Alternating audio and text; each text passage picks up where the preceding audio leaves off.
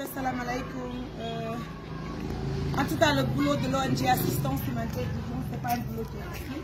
C'est un boulot qui est vraiment énorme. Vous voyez encore ce matin, j'ai été appelée par beaucoup de familles de Horefel que cette maman reste dans un coin ici à Horefel.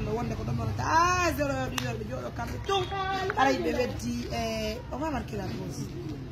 Donc, nous sommes là, nous sommes là, nous sommes là, on est là. Hai fi kuna inte do anti mali kwenye jam ite non tigare ngara ite tisara ite naga ite no abela no mayade no ne mayade mitana undo hara itande undo ona là c'est compliqué je sais pas que faire il paraît qu'elle n'a pas d'enfant on peut aimer elle a vu bien.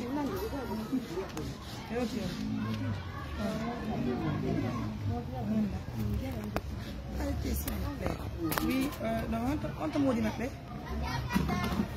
On nous fait l'embêter, pas de yara non lang. On va l'entendre.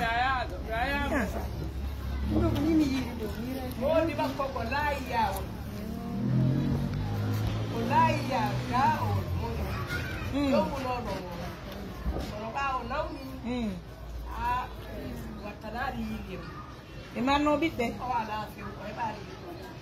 Eh?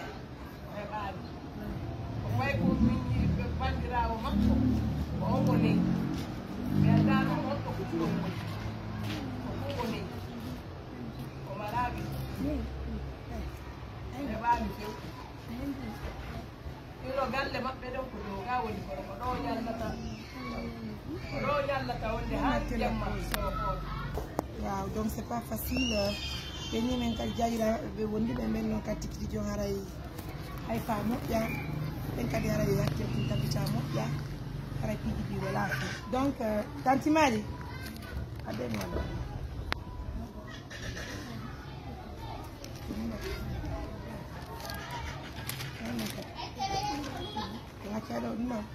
Giorno mai casato.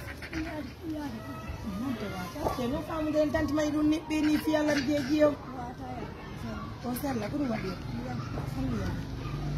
Tanto mai adela no. Avete che fanno io uno. O ma marché la pause. Io mai ade nani. Na? Tu va tawo. Nangena giù do sheri. Di io do sheri. Tanto mai di io. Do sheri. Do sheri coco.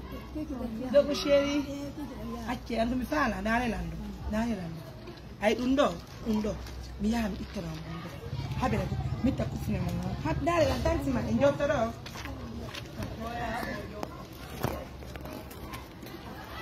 c'est pas facile oh nembiro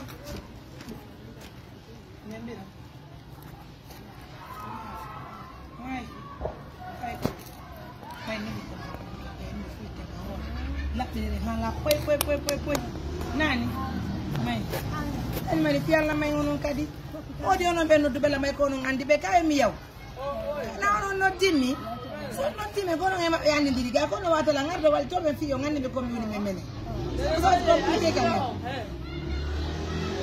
ache ya do aro fa yo ay pichi même son ya son na lekki onu mustan